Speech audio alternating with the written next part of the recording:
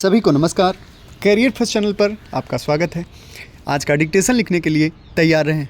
समसामयिक मैटर है, ध्यान से लिखेंगे। Ready, start.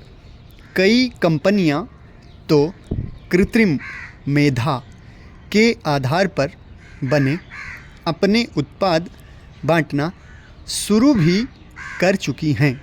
सरकार द्वारा व्यक्तिगत डिजिटल डाटा के मुक्त दोहन प्रक्रिया पर प्रभावी हस्तक्षेप न करें।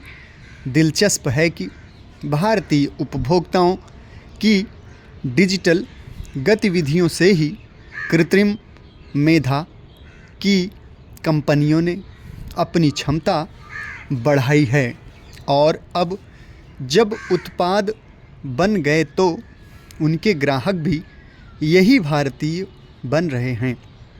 जैसे देश में यूपीआई के माध्यम से पैसे का लेन देन एक क्रांति की तरह है और इसका सुदूर ग्रामीण बाज़ारों में भी चलन हो गया है।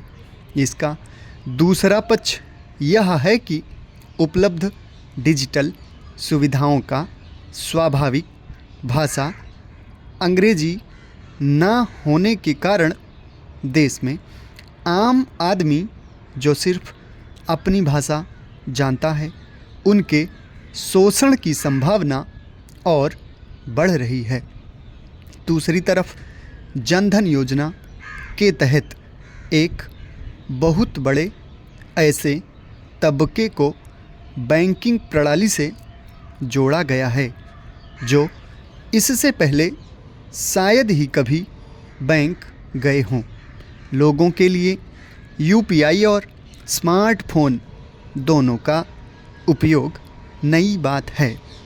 राष्ट्रीय अपराध रिकॉर्ड ब्यूरो के अनुसार 2024 में साइबर अपराध के 65,893 मामले दर्ज किए गए, जो 2021 की तुलना में 20.4% अधिक है।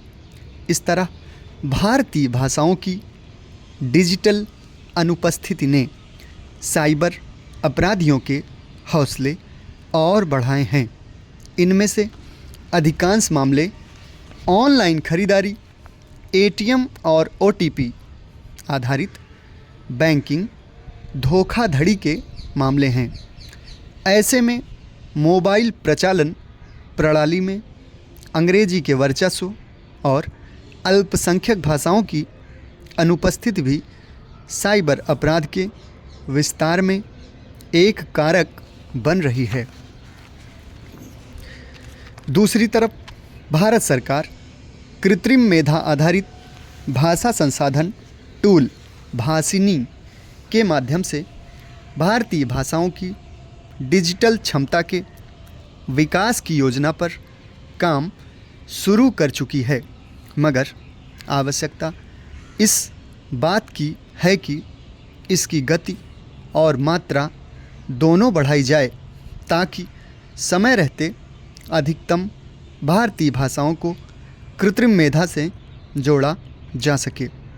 अब भाषा का उपयोग सिर्फ घर, परिवार और समाज से संवाद के लिए नहीं, बल्कि मशीनों को निर्देश देने के लिए भी किया जा रहा है। इन सब में निस्संदेह अंग्रेजी का वर्चस्व है, लेकिन अब बाजार अपने दूसरे चरण के विस्तार के रूप में अनेक भारतीय भाषाओं को जोड़ना शुरू कर चुकी है।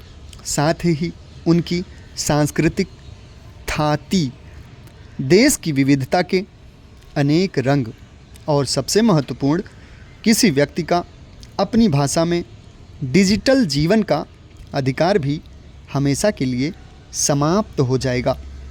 साथ ही लोगों को जागरूक किया जा सके, अन्यथा देश की हजारों भाषाओं का असमय अवसान हो जाएगा, जिससे समस्त वैश्विक विरासत प्रत्यक्ष या अप्रत्यक्ष रूप से प्रभावित हुए बिना नहीं रह पाएगी।